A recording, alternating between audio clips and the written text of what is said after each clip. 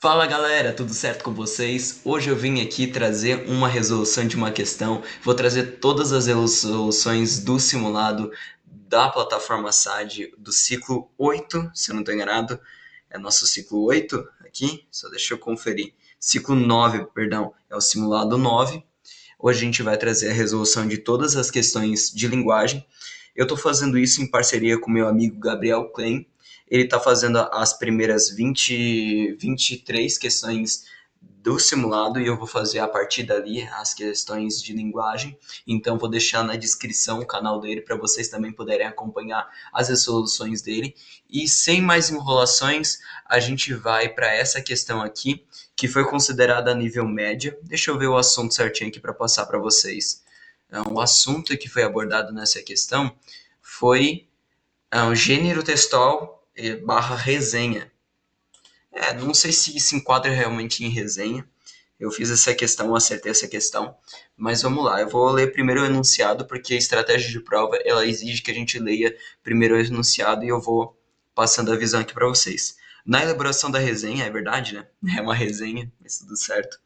A articulação discursiva entre a anedota centenária e os relatos atuais como um recurso expressivo. A anedota, para quem não sabe, é um tipo de narrativa curta e que tem como objetivo surpreender o leitor no final. Foi isso que pelo menos eu pesquisei antes de fazer essa correção. Deixa eu até olhar aqui a minha colinha, gente, que eu quero passar só as informações corretíssimas para vocês. O que é uma anedota?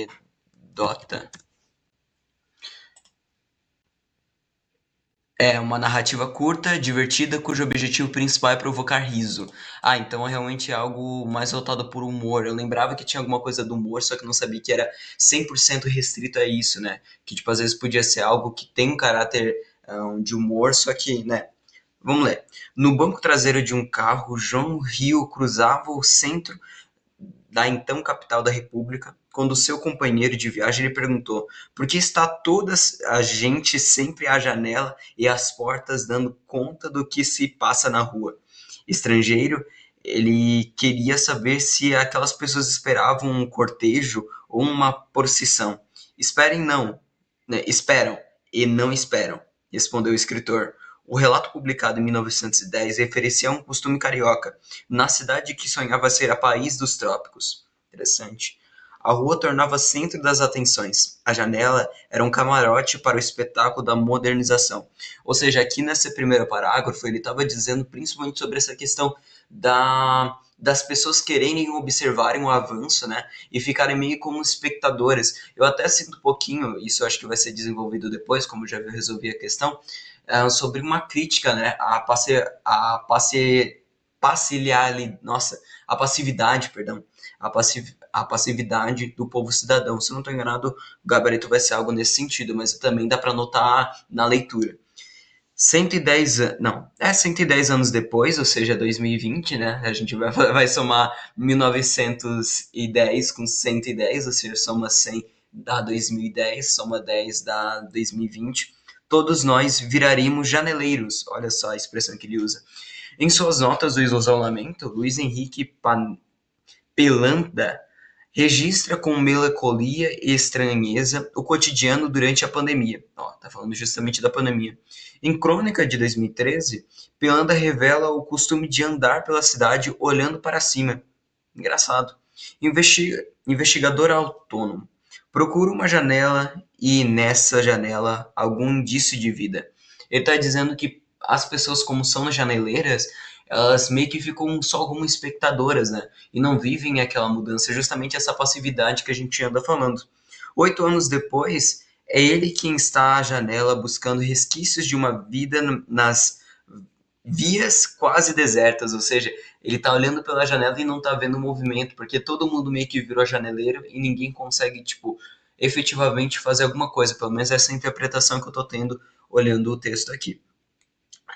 O medo suscita um pesadelo recorrente do ônibus lotado que nunca chega ao ponto. É impossível saltar. Todos usam máscaras frouxas de pano, menos eu. Meu rosto está nu E essa nudez, como sentença de morte, descreve, que é aquela questão da máscara, da proteção. No final, ele faz meio que uma crítica a essa questão. Eu acho que não como uma forma de dizer que, tipo, não é para usar máscara ou algo do tipo, mas como algo dizer que, tipo, ele tá além da máscara, algo mais nesse sentido. Eu não consegui pegar muito bem essa interpretação. Se tu quiser discutir ou debater aqui nos comentários, eu adoraria entrar no debate sobre a interpretação de textos. Certo, vou ler de novo o enunciado e vamos para as alternativas. Na elaboração da resenha cultural, a articulação discursiva entre a anedota centenária e os relatos atuais atuou como um recurso expressivo. Então, esse recurso expressivo, quando ele fala sobre recurso expressivo, ele está dizendo com o que ele quer passar, né? Qual é o fundamental desse texto? O que ele quer realmente transmitir para a gente que leu? Vamos lá. Denunciar a repetição temática do autor contemporâneo que se limita ao plagiar o cenário literário. Aqui, só se tu tivesse uma interpretação de como ele estivesse plagiando aquele texto de 1910, né? Mas não tem nada a ver. Eu acho que uma questão do Enem nunca traria assim, tipo, esse cara tava tentando plagiar o outro. Então, essa questão aqui a gente elimina muito, muito fácil. Contextualizar o livro analisado contrapondo a velha janela do espetáculo ao atual do isolamento. Concorda? Que é aquela questão do janeleiro, que em 1910 o pessoal olhava a urbanização, o Brasil crescendo e tudo mais. Também tem aquela questão da passividade, mas ele nem chegou a abordar. Então, essa questão aqui, eu já vou marcar como nosso gabarito, que é justamente ela, só deixa eu conferir, né? Vai que daqui a pouco eu erro, letra B, tá tudo certinho. Que é essa questão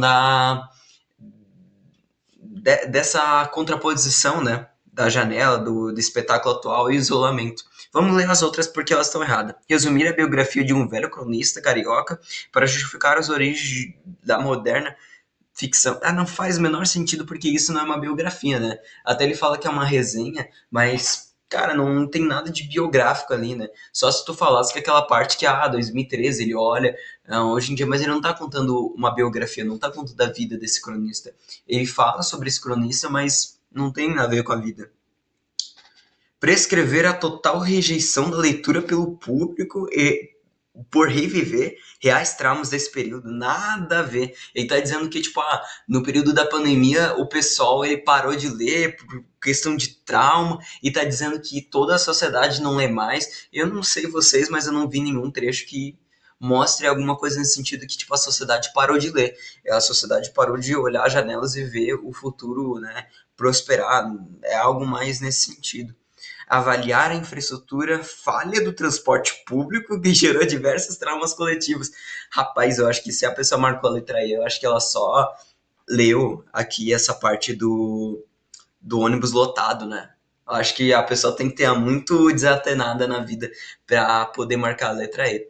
Se tu marcou a letra I, vem nesse vídeo, perdões pelos comentários, né? Mas precisa ser dito. Se tu marcou a letra E, você não leu o texto. Mas enfim, galera, mais uma correção aí encerrada, a primeira de muitas. E eu vou trazer mais questões de linguagem. Então, segue a gente aqui, se inscreve, compartilha, siga o canal do Gabriel que tá aí na descrição. E até a próxima.